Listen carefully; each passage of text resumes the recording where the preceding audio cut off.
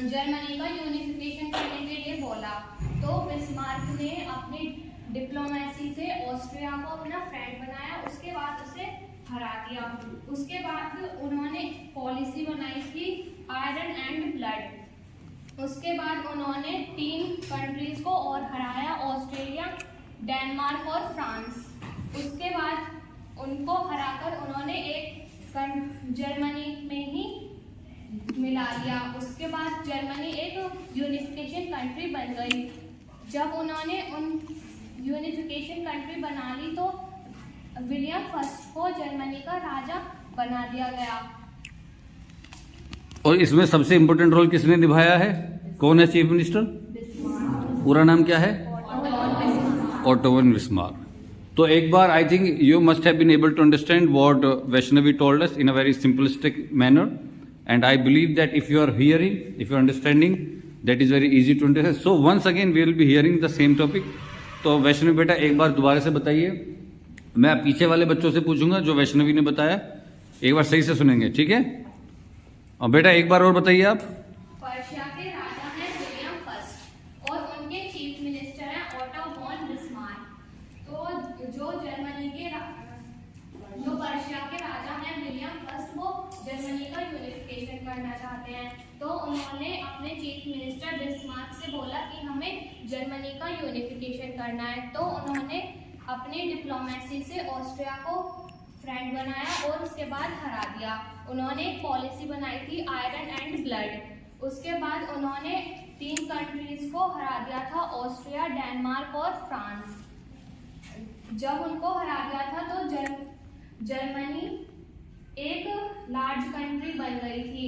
जब उसके बाद विलियम फर्स्ट को जर्मनी का राजा बना दिया गया।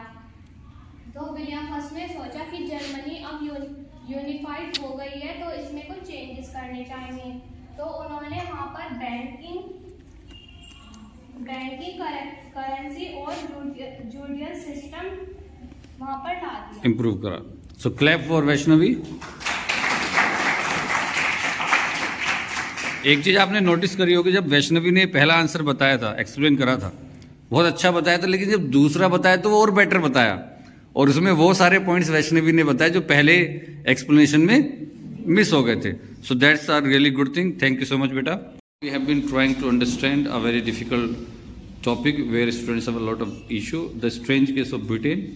As of now, we have discussed that there has been an ethnicity of in the Wales, Irish, Scot or English, and there are cultural and political differences, and the tradition and they have a different tradition. So we'll able to understand it today.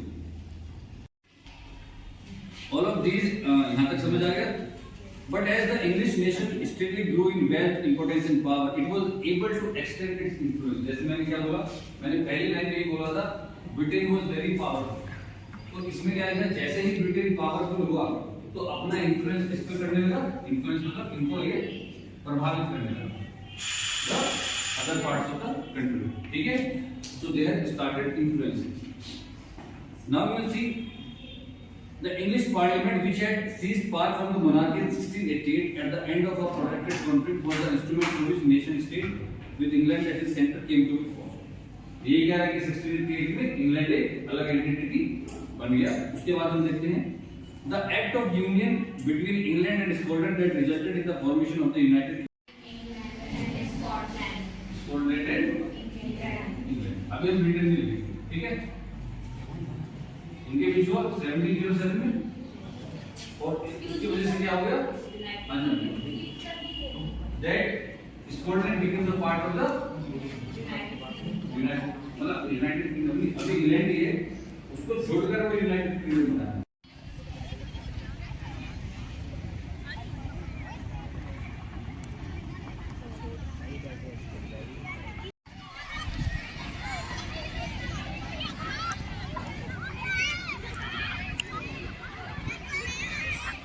अच्छे बच्चे हैं, सारा homework ये घर पर school में ही कर लेंगे, घर के लिए कोई काम नहीं छोड़ते।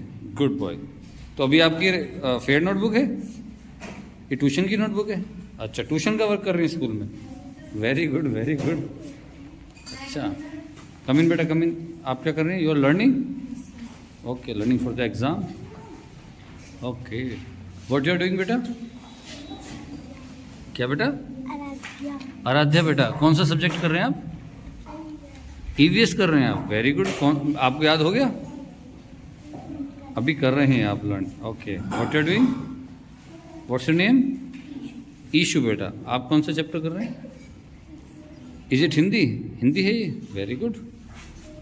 Okay, completing the work here, completing the work.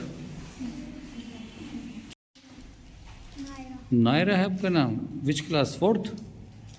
Third class में? थर्ड नहीं, थर्ड। आप अपनी क्लास भूल गए? वेरी गुड, अभी तो आप थर्ड में आने ही वाले ना। चलिए, आप कौन सी क्लास में? दोबारा पूछता हूँ, you're in which class? Second class. Section? Section B, very good. Yes, what you have been doing? You are also reading EVS. Okay, sit down, better sit down. Very good. Okay.